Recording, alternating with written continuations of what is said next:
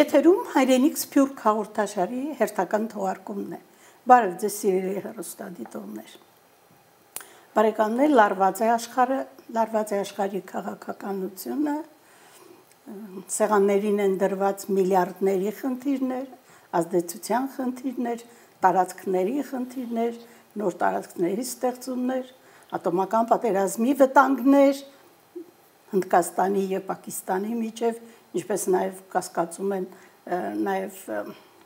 Ռուսաստանի եւ աշխարհի դեմ եւ այս բարդ կացության մեջ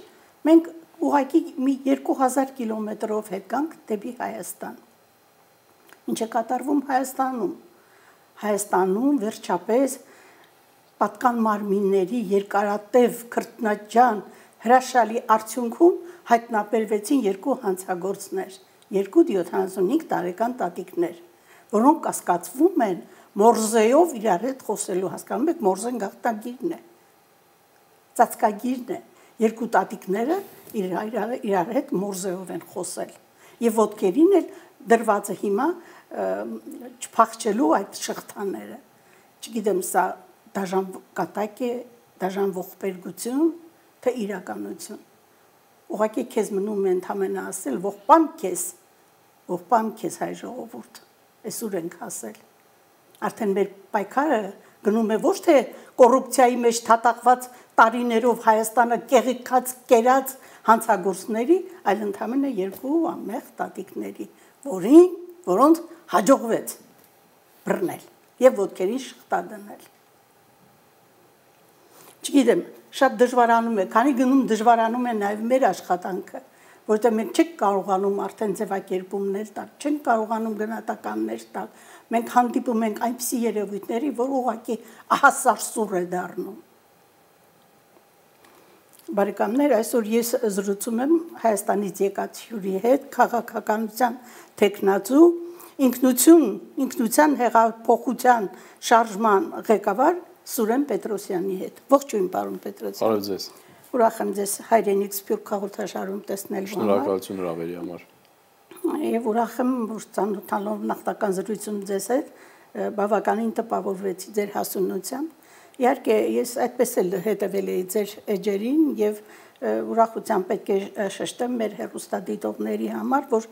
ձեր էջերում հետաքրքիր վերլուծություններ են եղել բազմաթիվ, ես մի քանիսը կարդամ, Էրզրում 1918 թվական եւ Անդրանիկ, Չարդախլուի հայ մարշալները Կոմիտասը սպանվելուց առաջ աշխարհի ամենահարուստ տոհմը Միացում հայերի եւ գերմանացիների եւ հայ-վրացական միություն, այս երկուսին առավելապես հետաքրքրեց հայ-գերմանական եւ շատ հանգամանորեն բացատրում եք ինչպես քանդվեց պատը։ Իհարկե այդ պատի քանդմանը մենք ներկա էինք։ Պատը քանդվեց, որտեղ այդ պատը կար։ Հետաքրքիր է, ինչ զուգահեռներ եք անցկացնում Հայաստանի հետ։ Հայաստանում որ պատը պետք է քանդվի, որ մենք ունենանք այն իրականություն, ինչ որ հիմա կա Գերմանիայում։ Խնդրեմ, բարով եք եկել հայրենիք Սփյուռք տաղավար։ Անչափ շնորհակալ եմ եւ լավ խոսքերի եւ հրավերի համար։ Դեք այդ պատը առաջին հերթին մեր գիտակցությունն է, որը պետք է քանդվի։ Գիտեի, որ այդպես պետք է պատասխանեք։ Առաջին պատը դա գիտակցությունն է, մեր աշխարհընկալումն է, մեր պատկերացումներն է։ Հիմա ավելի փորձեմ հանգամանալից ասեմ, մենք այսօր գտնվում ենք խորքային ինքնության ճգնաժամում, չափազանց խորը։ Ինքնության ճգնաժամ երբ ասում ենք, շատերը չեն պատկերացնում ինչի մասն է խոսքը։ Գիտեն, թե դա վերացական ինչ-որ ընկալում է եւ միայն տենց հոգեվորի մասին է, բայց դա չափազանց ռացիոնալ կատեգորիա է։ Ինքնությունը ունի երկու բաղադրիչ։ Մի բաղադրիչը արժեշահային համակարգ, այսինքն ինչ արժեքներ ունենք մենք եւ ինչ շահեր, եւ երկրորդը ճանաչողական համակարգ, ինչպես ենք ճանաչում աշխարհը։ Արժեշահայինը բնականաբար ամեն ինչի հիմքն է, ինչ արժեքներով ենք մենք առաջնորդվում։ Բայց երկրորդը եւս չափազանց կարեւոր է։ Տեսեք, այստեղ կա 4 բաղադրիչ։ Ինչպես ենք մենք պատկերացնում աշխարհը եւ մեր պատկերացած աշխարհը իրականում այդպես է, թե դա ուղղակի մեր պատկերացումներն են։ Երկրորդը, ինչ խաղի կանոններ են գործում այդ աշխարհում, դրանք եւս մեր պատկերացրածն են, թե իրականում այդ խաղի կանոնները կան։ Երրորդ, մենք ինչ պատկերացում ունենք մեր ինքներս մեր մասին։ Եվ չորրորդ, ինչպես ենք պատկերացնում մեր տեղն ու դերը այդ ընդհանուրի մեջ։ Մեզ մոտ այս բոլոր կոմպոնենտները խեղված են, բոլորը։ Մենք չենք պատկերացնում աշխարհը, չենք պատկերացնում դրանում ընթացող խաղի կանոնները։ Մենք մանավանդ այս իշխանության պարագայում մենք անընդհատ հետևողականորեն հրաժարվում ենք ինքնությունից եւ ընդհանրապես մեր ինքնաճանաչողությունից։ Մերժում ենք ամեն ինչ, ինչը կապված է ինքնության հետ։ Եվ բնականաբար այլևս պատկերացում չենք կարող ունենալ, թե որը պետք է լինի մեր տեղը եւ դերը այս փոխվող, անընդհատ փոխվող աշխարհում եւ ինչը պիտի ապահովի մեր անվտանգությունը եւ կենսունակությունը եւ շարունակական ընթացքը։ Այս ամեն ինչը խեղված է։ Դրա համար շատ կարևոր է, դուք չեք կարող ոչ մի ճգնաժամ հաղթահարել, եթե խորքային իմաստով չվերաիմաստավորեք, եւ չվերաարժևորեք այս ամեն ինչը։ Հնարավոր չի ուղղակի, դա բացառված է։ Չեք կարող լինել միայն դեմ, բայց դուք պետք է կարողանաք վերաարժևորեք եւ առաջարկեք այդ հանունի օրակարգը։ Բայց այս գործընթացները կարող են տեղի ունենալ բացառապես այն պարագայում, երբ որ մենք կունենանք հայկական պետություն եւ հայկական իշխանություն։ Ես բազմիցս ասել եմ, որ մեր իշխանությունը այսօրվա շատ ավելի մեծ սպառնալիք է ազգային անվտանգության, շատ ավելի մեծ, քան Ադրբեջանը եւ Թուրքիան միասին վերցված։ Եվ սա ուղղակի չափազանցված խոսքեր չեն։ Սա իրականություն է, որ ես կարող եմ շատ մանրամասն հանգամանալից ասեմ։ Իսկ այս իշխանության հենարանը, ամուր հենարանը, ժողովուրդը չի, այս իշխանության հենարանը պառլամենտական ընդդիմությունն է ներսում, իսկ դրսում թուրքական աշխարհը։ Սա շատ հստակ պետք է պատկերացնել։ Լավ, իսկ շատ լավ բացատրեցիք, Սուրեն, ինչ եք կարծում, ինչպես, ինչ ճանապարհով, տեսեք, հիմա մենք գտնվում ենք, ես իմ բացման խոսքի մեջ ասացի, դուք ձեր, գտնվում ենք իրոք բարդ իրավիճակում քաղաքական, եւ այս բարդ իրավիճակում արագ որոշումների կարիքը կա, բոլոր պետությունները հիմա նստած իրենց ինստիտուտներով արագ որոշումներ են կայացնում, որպեսզի միավորվեն, որպեսզի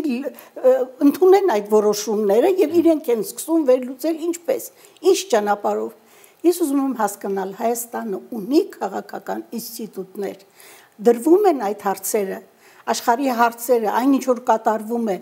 դրվում են, վերլուծվում են, ինչպիսի պատասխաններ են գտնվում, որոնք պետք է ձեռնատու լինեն մեր երկրի համար, իբրև թե անկախ պետություն, որին ես շատ չեմ հավատում։ Ֆորմալ առումով 1-2 ինստիտուտներ կան, բայց սա ընդհանրապես նշանակություն չունի։ Կարող ենք ունենալ աշխարհի լավագույն ուղեղային կենտրոնները, լավագույն, բայց մեր պարագայում դա եւս նշանակություն չէր ունենալու, որովհետեւ ինստիտուտները սպասարկում են հստակ քաղաքականություն, այսինքն այն ուղղությունը, այն վեկտորը, որը տրվում է իշխանության կողմից։ Դուք ուզում եք ասեք միանձնյա քաղաքականություն է գնում։ Դա Հայաստանում այսպես թե այնպես միանձնյա, գլոբալ առումով Հայաստանում փոխհամաձայնեցված խմբիշխանություն է, այսինքն պառլամենտական ընդդիմություն եւ իշխանություն, բայց գլոբալ քաղաքականությունը միանձնյա է տարվում, բայց կարևորը նաեւ թե այդ քաղաքականության հիմքում ինչ նպատակներ են դրված։ Այդ ուղեղային կենտրոնները եւ ինստիտուտները միշտ սպասարկում են այդ նպատակը։ Հիմա Հայաստանի իդեմս իշխանության տարվող քաղաքականության հիմքում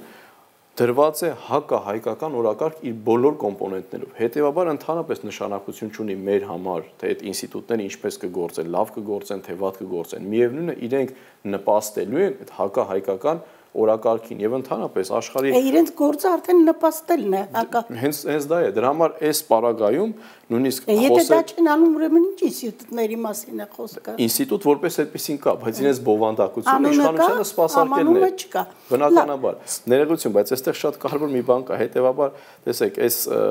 ամենի մեջ կորում է ընդհանրապես այն իմաստ եւ տրամաբանություն, որ մենք ինչ պետք է անենք, որ արագ կողմնորոշվենք այս փոխվող աշխարհ, որովհետեւ մեր իշխանությունը այդ նպատակը որպես այդպեսին չունի։ Ու ձեր հետ խոսելուց մի նոր անեկդոտ հիշեցի,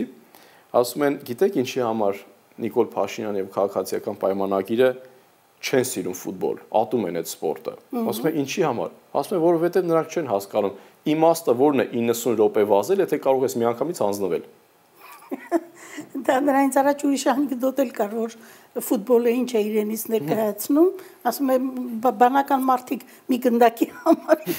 րոպե կվազ։ Այս պարագայում տրանսֆորմացվել է։ Շատ լավ, դուք շատ ճիշտ եք պատկերացնում գաղափարը ինչ է կատարվում։ Հստակ ունեք ձեր պատկերացումը, բայց ինձ էլ հետաքրքրում է մի ուրիշ բան, այս նորից եմ ասում, փոփոխող աշխարհում արագ կողմնորոշվելու եւ արագ ադապտացվելու իրողությանը։ Հիմա եթե դրան պետք է նպաստեն դպրոցները, կրթական մեր համակարգերը, մեր ինստիտուտները, դրանցից որ մեկն է աշխատում, ինչպես դուք եք ասում, բարձրացնելու մարդու գիտակցության ինքնության մակարդակը, որն է աշխատում։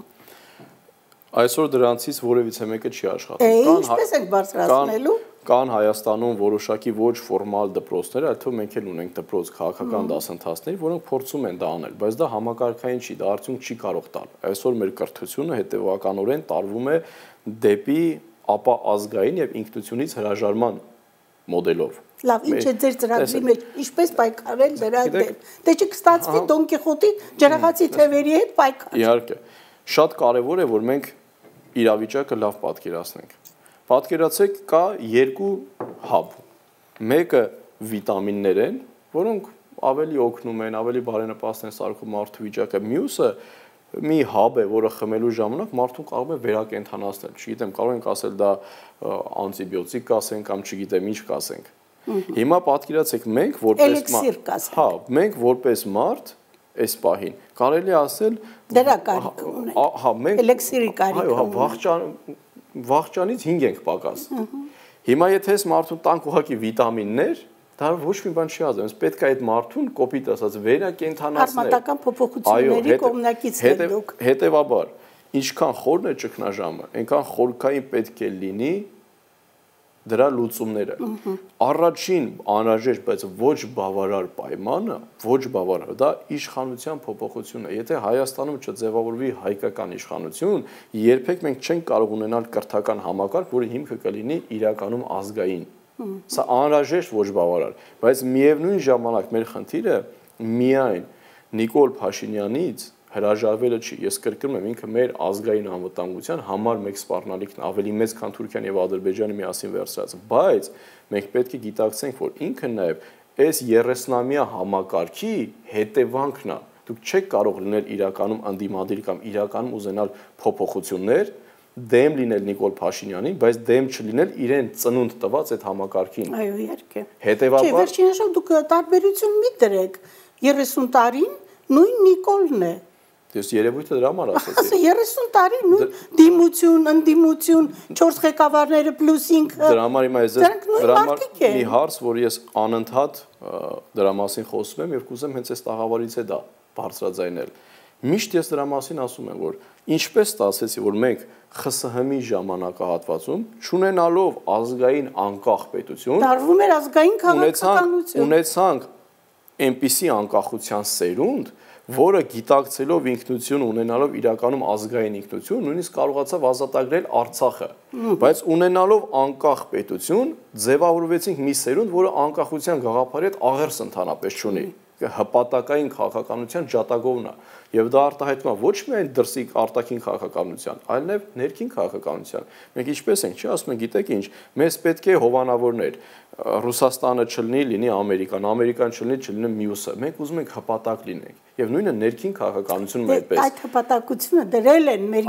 դրել են։ Տեսեք, երբ մենք որ ասում ենք ինքնության հեղափոխություն, էության մեջ։ Այո, երբ որ ես ասում եմ ինքնության հեղափոխություն կամ հեղափոխություն հանուն ինքնության, այս միֆերն են, որ պետք է կոտրվել։ Նույնը ներքին քաղաքականության մեջ է։ Երբ Հայաստանում դուք հայտ եք ներկայացնում, միանգամից 3 դար կա։ Ձեզ ասում են կամ դուք առաջի, երկրորդ, երրորդ կամ էլ Նիկոլ Փաշինյանի թիմակից պետք է լինի։ Ուրիշ տարբերակ դուք ընդհանրապես չունեք ու հնարավոր է չի, ինչպես դուք կարող եք ինչ որ թիմակիցների հետ միասին ինչ որ մի process անել։ Դուք պատկերացնում եք այդ հպատակային քաղաքականությունը ինչքան է խորացած մարդկանց մեջ։ Եվ այս համակարգը, որը ծնել է Նիկոլ Փաշինյանն եւ այսօր իդեմս պարլամենտական անդիմության ամուր պահպանում է Նիկոլ Փաշինյանին, որովհետեւ եթե չլինի Նիկոլ Փաշինյանը, չի լինելու երկրորդ նախագահ, երրորդ նախագահ գլոբալի մասով, պարլամենտական անդիմություն ընդհանուր առմամբ չի լինելու։ Եվ այս համակարգը անընդհատ այս հպատակային օրակարգը եւ արտաքին քաղաքականության եւ ներքին քաղաքականության անընդհատ տանում է ամուր պահում է։ Ի հավատացած եք, եթե նույնիսկ մարդիկ կան, որ իրենք ուզում են, որ այդ ընդդիմության մեջ մարդիկ համակարգը չէ, ուզում են Նիկոլ Փաշինյանը փոխվի, բայց իրենք երբեք չեն ուզենա, որ համակարգը փոխվի, որովհետեւ իրենք այլ համակարգում, այլ կանոններով, այլ արժեքներով, իրենք կենսունակ չեն, իրենք տեղ չեն ունենալու դրա մեջ։ Իսկ հավատացած եք, այնտեղ որևիցե մեկին, որպես այդպեսին պետություն, հայրենիք, ազգ, սրանք ուղղակի բառեր են, որոնք ուղղակի թղթի վրա են։ Չկա այդպեսի բան։ Վառ ապացույցը մեր իրականությունը։ Վառ ապացույցը։ Սուրեն, ամբողջ խնդիրը ինչն է, որ այս 30 տարիները ոչ թե հպատակության գիտակցական տարիները եղան, ոչ դիվանագիտության պակաս է եղավ։ Մենք հպատականությունը եւ դիվանագիտական հարաբերությունները խառնում ենք իրար։ Չենք պատկերացնում, որ դրանք տարբեր բաներ են։ Մենք գնում ենք դիվանագիտական հարաբերությունների հպատակության ցուցանիշով։ Դա է, որ մենք չենք կարողացել, այո, հասկանալ։ Այլապես հայը հեղափոխական ժողովուրդ է, նա հպատակվող ժողովուրդ չի։ Պարզապես այն մոտեցումը, որով կրթեցին 30 տարի դաստիարակեցին դիվանագիտության պակաս, հատուկ դիվանագիտության պակաս, դա բերեց հպատակության։ Այլապես չէ, որ մենք տեսնում ենք Եվրոպան, Ամերիկան, Մերձավոր Արևելքը եւ այլ մյուս բոլոր երկրները, այո, միմյանց հետ հարաբերվում են։ Եվ միմյանց հետ օգնության ռազմական պակտեր են կնքում, տնտեսական պակտեր են կնքում, մշակութային, մենք դա չկարողացանք անել։ Նախ մեկ որոշ մասին դիտարկեցինք իբրև հավերժական թշնամիներ, մյուս մասի հետ էլ միայն հպատակության թեմայով խոսեցինք։ Գիտեք, այս այա որ խառնել են իրար դիվանագիտությունը եւ հպատակությունը։ Բայց այստեղ նաեւ պետք է հաշվի առնել, որ դիվանագիտությունը բխում է ներքին քաղաքականությունից։ Պատկերացրեք, մեր ներկա իրավիճակով ասեմ, Նիկոլ Փաշինյանի, որ շատ հեռու չգնանք։ Եթե դուք ձեր էությամբ նվաստացած եք, ստորացած եք, չունեք ազգային ինքնություն, անընդհատ պատրաստ եք զիջել եւ խոնարհվել, դուք ոնց կարող եք գնալ սպասարկել ազգային շահ, պետական շահ, ձեր դիվանագիտությունը, ինչի վրա պետք է հիմնված լինի։ Եթե դուք այդ արժեքների, այդ դրա կրողը չեք,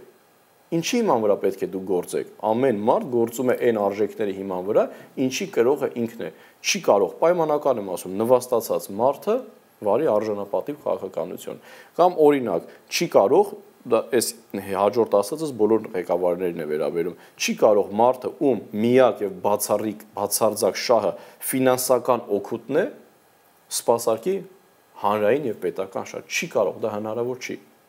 Բացառված է։ Դրա համար նաև արտաքին քաղաքականություն եւ դիվանագիտությունը բխում է հենց դրանից։ Կամ նույնը տեսեք, Սփյուռքի հետ հարաբերությունները, այս ամբողջ 30 տարիները։ Դա ինչը բխում է գիտակցությունից։ Իհարկե, ինչի իման վրա է եղել։ Մենք Սփյուռքը մշտապես դիտարկել ենք որպես դրամապանակ։ Միայն գումար մեզ ուղարկեք։ Այնինչ Սփյուռքի հետ հարաբերությունները, եթե դառնային ինստիտուցիոնալ,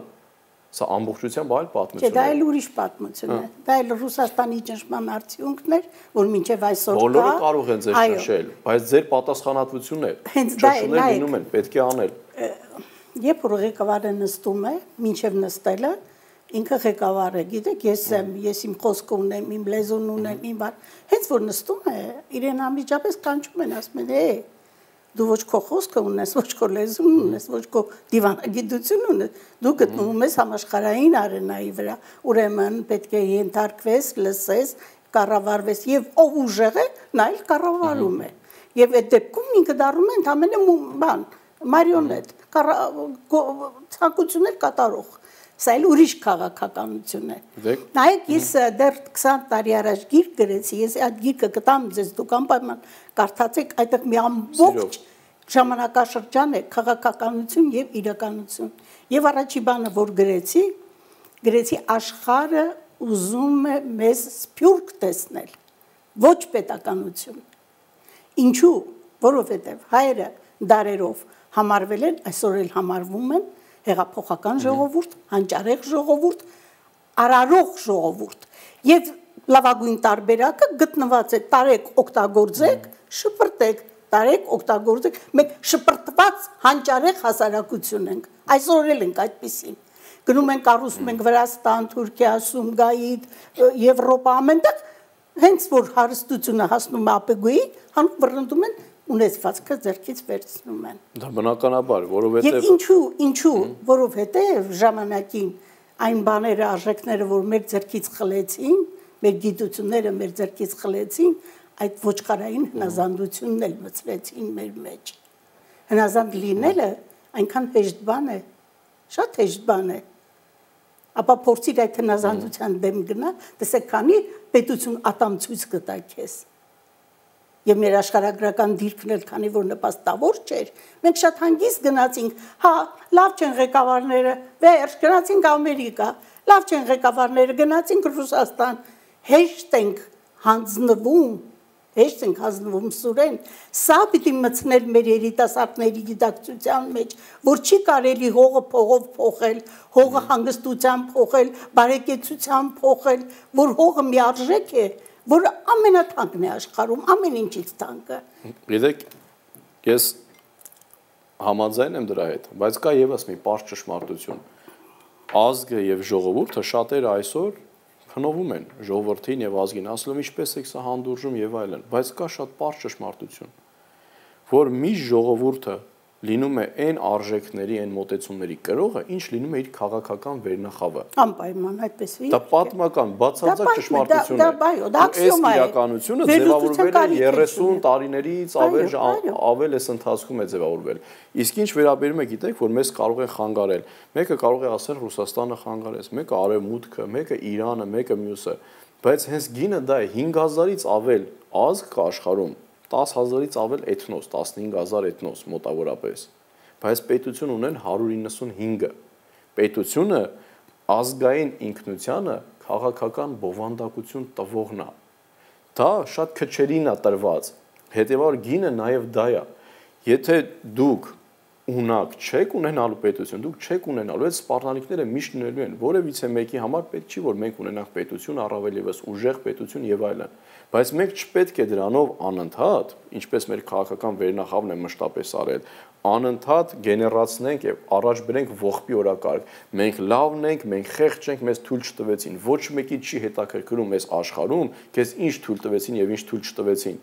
Գինը դա է պետություն ունենալու, կամ դու կարողանում ես, կամ դու չես կարողանում։ Եթե այդպես չլիներ, 10,000-ից ավել պետություններ կլինեին։ Հետևաբար չպետք է նաև այդ մեր մոտեցումը,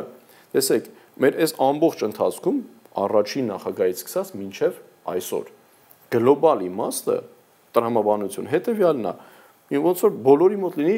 անձնապես ամենայն հարգանքով բոլորին, բայց ոնց որ լինի չգնահատվածության կոմպլեքս բոլորի մոտ։ Իրենց որևիցե բան չի հետաքրում, ասում եք, գիտեք, այ եթե ինձ ժամանակին լսեք, ես էսպես կանե, այն մեկը ասում է, եթե ինձ լսեք, ես կանե, ու մի ողբի օրակարգ ամբողջ օրը։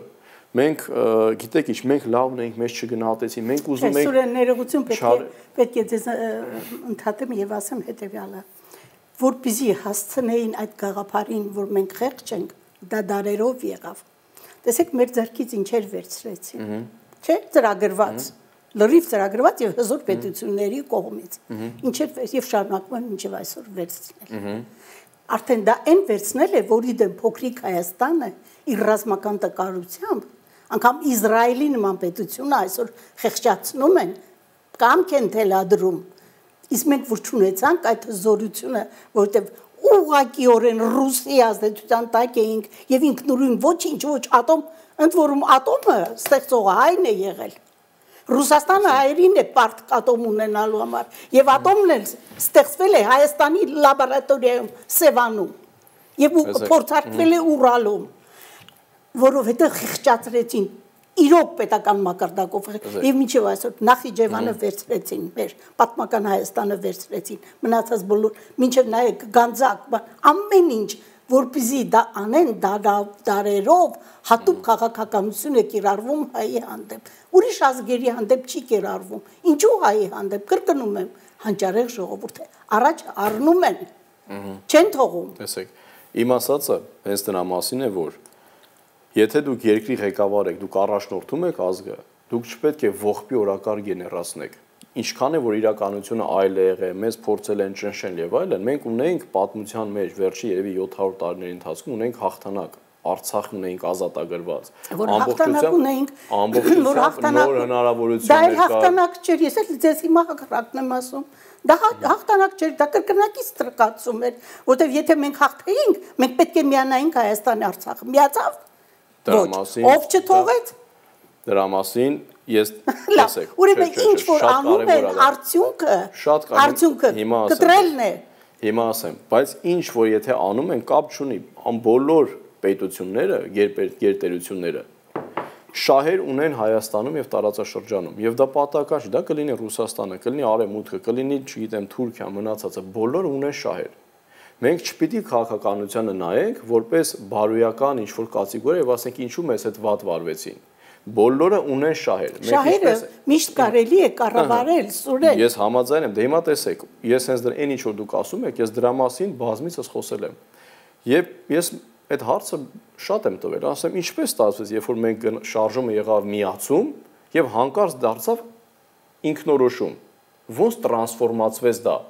Բայց ինչ որ պետությունից զորքեր չեկան, չէ՞ դա անելու մեր տեղ։ Դա արվեց մեր ղեկավարների ձեռամբ, ճիշտ է թե ոչ։ Չէ, ոչ միայն, ոչ միայն։ Կապ չունի Հայաստանի իշխանությունը, չէ՞ դա արել։ Ոչ միայն, էլի Հայաստանի իշխանությունը։ Կապ չունի որևիցե։ Ռուսական զորքերը արգելեցին, մտնում էին Գանձակ, ստոպ տվեցին, չթողեցին, եթե մտնեին Գանձակ, ամբողջ պատկերը փոխվելու էր։ Տեսեք, դա պատմության մեջ որևիցե մեկին ընդհանրապես չի հետաքրքրում կամ քաղաքական գործընթացների մեջ կամ դուք կաք արդյունք եք ցույց տալիս կամ չկաք ձեր խնդիրը դուք կբանակցեք ինչ ճանապարհներով կգնաք բայց ձեր խնդիրները կլուծեք չէ Սուրեն դուք հաշվի առեք հնարավորությունները հաշվի առեք դուք ամեն ինչը շատ ճիշտ եք վերլուծում հնարավորությունը հաշվի չեք առնում ում դեմ ով է կանգնած քո առջև դա է խնդիրը տեսեք Պարսկաստանը հզոր քաղաքակրթության բանա, օրան է, հզոր պետություն է համարվում, տեսեք որտեղից եկավ Պարսկաստանը, անգամ եկավ անցավ Հայաստանից, չէ, ամեն տեսակետով եկավ անցավ, բայց ժամանակի Շահաբազը հայերին էր խնդրում գային սպահանը բանը, կառուցեին, սարքեին, երկիր դարձնեին, այսօր տեսեք ուր է հասել, բայց անգամ այսօր Պարսկաստանի առաջ խնդիրներ է դրվում, եւ նա մանյովրում է, որտեղ իմ պետությունն է, իմաստուն պետությունն է, ղեկավարությունը իմաստուն է, կարողանում է առայժմ մանյովրել, բայց որքան կդիմանա դա էլ չգիտենք։ Դեք մեր ամենակարևոր խնդիրներից մեկը նա է, որ մենք չենք ունեցել տեսլական եւ չենք ունեցել ազգային գաղափար եւ գաղափարախոսություն։ Սա է մեծագույն խնդիրը։ Երբ որ դուք սա ունենում եք, շատ այլ process-ներ են տեղի ունենում։ Մեր տարածաշրջանը քաղաքակրթությունների բախման կենտրոնն է։ Չկա այնտեղ որ միայն, գիտեք ինչ, դա էլ է, ես այդ օրակարգին համաձայն չեմ, գիտեք ինչ, օրինակ, արևմուտքը մեր բարեկամն է, ռուսները մեր թշնամին են։ Կամ արևմուտքը մեր թշնամին է, ռուսները մեր բարեկամը։ Չկա այդպիսի բան։ Քաղաքական գործընթացներում կան բացարձակ շահեր, որոնք շատ ժամանակ, շատ արագ փոխվում են, կախված իրավիճակից։ Օրինակ, ես երբ խոսում եմ Ռուսաստանի դեմ, գտնում եմ որ դա քաղաքականություն է իրենց հետ էլ պետք է կարողանալ ճիշտ քաղաքականություն տանել մանավանդ մշակույթներով մենք Ռուսաստանի հետ ավելի մոտիկ ենք Հայաստանի Հանրապետության քաղաքականություն բայց չդառնալ գերի չդառնալ իմ խոսքը դրա մասին էր բայց ես դա եմ ասում իմ խոսքը դրա մասին է բայց մենք մինչև այսօր ստրուկ ու գերի ենք իմ ասածը դրա մասին է ու կապ չունի ում գերի կլինես կարևորը նա է որ ձեր կարգավիճակը գերի լինելն է Իմ ասածը հենց դա որ երկրի ղեկավարությունը հենց այս խնդիրները պետք է կարողանա լուծի որևիցե մեկին հետաքրքիր չի դուք այդքան ռեսուրս ունեք թե չունեք մենք եկանք այն եզրակացության որ ճարիքների ճարիքը այսօրվա իշխանությունն է բնականաբար որը նաև հետևանքն է այս համակարգի այո մինչև չփոխվի ոչ գիտակցությունը ոչ ինքնությունը եւ ոչ էլ ազգային ծրագրերը մեջ տեղ բնականաբար նաև Սփյուռքի հետ կապը Շատ արագ, ինչպես հիմա այսօր քաղաքականության հիմքում է նաև դրված իշխանության վերջնականապես խզել կապերը Սփյուռքի հետ, սա շատ ավելի քաղաքակրթական խնդիրների առաջ է կանգնացել, որովհետև Սփյուռքը միշտ մնում է կանգուն, երբ որ իր առանցքում ազգային պետությունն է։ Դա հատուկ քաղաքականությունը Սփյուռքը անջատել է Հայաստանից։ Բնականաբար։ Դե տեսնում եք մեկ ինչ մարտահրավերների առաջ են կանգնել, աչից, ձախից, վերևից։ Տեսեք, հիմա եւս մեկ հարց, տեսեք, այս ամբողջ գործընթացը Մենք ժամանակը վաղուց անցել ենք։ Այս ամեն ինչի մեջ մենք ունենալով այսքան սպառնալիքներ, արդյոք մենք գնացել ենք Սփյուռքին մեկ գաղափարի շուրջ համախմբելու եւ ամբողջ ռեսուրսը կիրառելու հանուն ազգային եւ պետական շահի բնականաբար ոչ հիմա մենք ունենք իրականում անսահման ռեսուրսներ ինձանից լավ գիտեք ինչ հնարավորություններ կան Սփյուռքում բայց արդյոք մենք գնացել ենք այդ ճանապարհով ոչ մենք միայն առավոտից երեկո ասում ենք որ գիտեք ինչ մենք թույլ ենք մենք մեղք ենք ով մեզ կխրճա հայրենիք Սփյուռք խորհրդաժողովներն են եղել 30 տարվա մեջ հենց այդ հարցերն են առաջ քաշվել որ Սփյուռքը մտնի Հայաստան քաղաքականությունը թույլ չի Սփյուռքը մտնի Հայաստան եւ անջատել են այսօր էլ են անջատում Այսօր էլ չեն թողնում Սփյուռքը։ Ես չասացի որ Սփյուռքի մեղքն է, ասում դա հենց իշխանության քաղաքականության հետևանքն է։ Ոչ միայն։ Գիտեք, քաղաքականությունը սուրեն բազմաբևեռ է։ բազմաբևեռ Բայց ձեր տարածության համար դուք եք պատասխանատու։ Այո, Բոլորը կարող են ձեզ դեմ լինել։ այն չափով Ամերիկան, Ռուսաստանը, Եվրոպան, Իրանը կապ չունի, բայց դա ձեր պատասխանատվության տիրույթն է։ Դուք իրավունք չունեք ասելու, գիտեք, ինձ այ ռուսները թույլ չտվեցին, ամերիկացիները կամ Չէ, ես եվրոպացիները։ դա տեղ չի ձևակերպի, ես կձևակերպեի այդպես։ Եթե անգամ ազդեցությունները խիստ են եւ խիստ են տեսնում ենք, միևնույն է, մենք պետք է ունենանք մեր ինքնության գաղափարը։ Կհաջողվի մեզ դա, դժվար կհաջողվի, բայց պիտի այդ ճանապարհով գնանք։ Ունենանք անպայման կհաջողվի։ Այո։ Դե պիտի փորձենք եւ պիտի աշխատենք։ Դրա համար պետք է, ինչքան լուրջ աշխատանք է պետք։ Միայն ոչ միայն իշխանապողություն, այլև ազդեցությունները աշխարհի պայմանն է, այո։ Շնորհակալություն սրել։ Ուրախ եմ, որ հաղորդաշարի հյուրն եք եւ ուրախ եմ, որ գիտեք, ես հետևում եմ, շատ լրջորեն հետևում եմ մեր բոլոր երիտասարդ քաղաքական, ինչ լավ փայլուն խելքեր ունենք Հայաստանում, ինչ խելացի, ինչ զարգացած, ինչ իմաստ, բայց տեսեք ինչ է կացությունը մեր, որ ասма այդ անեկդոտը պատմեմ, պետք է դրանով ավարտեմ, հիվանդը գնում է բժիշկի մոտ, ասում է, այս ինչտեղս լավ չի, հիվանդը ասում է, դա լավ նշան է, ասում է, այս մասս է լավ չի, էլի բժիշկ ջան, ասում է, դա էլ լավ նշան է, մի քանիսը որ ասում է, բժիշկ ջան, լավ նշաններով եմ մեռնում, հիմա մերնա, լավ ունեցած խելքերով բաներով ենք մեռնում, ամեն ինչ ստացվի, ես եմ շնորհակալ։ Եվ ձեզ սիրելի հեռուստադիտողներ, մինչև նոր հանդիպում եթերում տեսնություն։